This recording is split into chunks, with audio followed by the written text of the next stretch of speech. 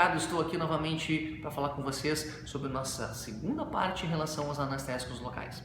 Falaremos hoje sobre os aspectos clínicos, né? E sobre os tipos de sais anestésicos que nós temos. Basicamente, no nosso mercado comercial, né, no Brasil, nós temos o que? A lidocaína, a prilocaína, a mepivacaína, a articaína e também para umas situações não tão corriqueiras a gente tem a possibilidade de utilizar mais a nível hospitalar a bupivacaína. A bupivacaína não é tão utilizada a nível de consultório, por quê? Porque ela não se dispõe aqui no Brasil, ao menos comercialmente, em tubetes, em anestubes. Ele apenas ele se apresenta em frascos de 20 ml e isso, consequentemente, a gente utiliza muito mais dentro de hospital. Então, está muito mais reservado para o cirurgião dentista especialista em cirurgia bucofacial dentro de um ambiente de bloco cirúrgico hospitalar. Okay? O que a gente tem utilizado basicamente no nosso armamentício em odontologia a nível de consultório é a lidocaína, que na verdade é o protótipo dos anestésicos locais. Sem sombra de dúvida, ele é um anestésico hoje que a gente ainda tem mais seguro e inclusive a gente pode utilizar nas mais diferentes situações clínicas. É um anestésico barato, é um anestésico que poderíamos utilizar para, por exemplo, pacientes gestantes, para pacientes pediátricos, né? E a gente tem a possibilidade de utilizar em pacientes de adulto, em torno de mais ou menos uns 70 quilos, cerca de até 16 anestubes. Claro que não é o nosso caso, a gente não vai precisar ter que anestesiar tanto o nosso paciente, mas só que vocês possam entender o quão seguro é a lidocaína, certo?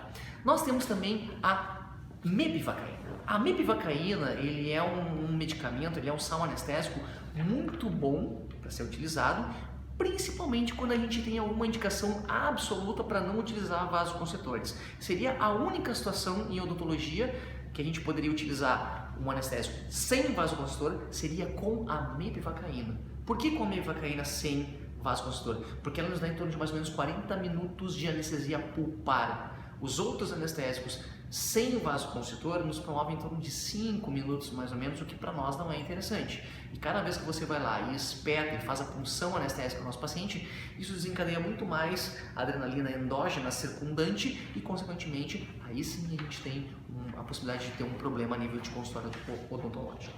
Outros dois anestésicos que a gente utiliza muito também é a prilocaína e a articaína.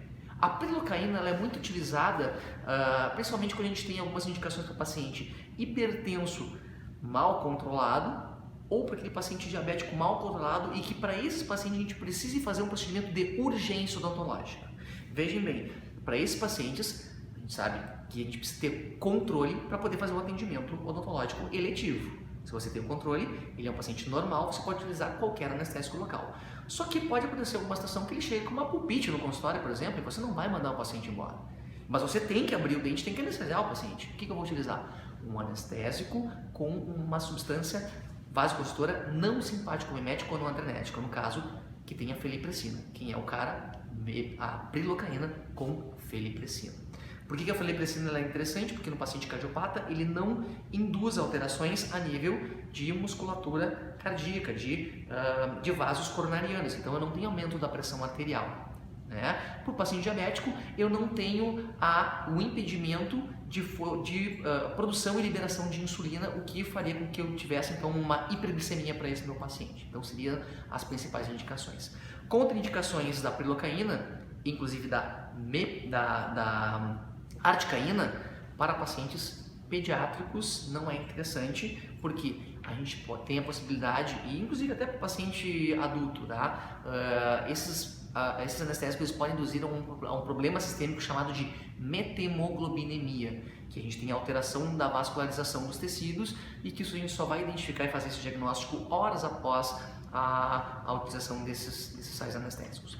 A articaína é muito interessante, principalmente para aqueles procedimentos em que eu preciso anestesiar meu paciente o mais rápido possível. Por exemplo, em uma endodontia, em que eu preciso de uma profundidade maior, em que o paciente está com dor e que eu preciso acessar diretamente uma polpa que esteja inflamada e, consequentemente, para que eu possa fazer a extirpação, na verdade, do nervo e, consequentemente, de todo esse tecido pulpar presente nessa região. Então, ele apresenta uma penetração em tecido muito rápida, tá? E consequentemente a gente tem um bloqueio muito mais eficaz. Apenas temos que ter alguns cuidados em relação a isso, tá?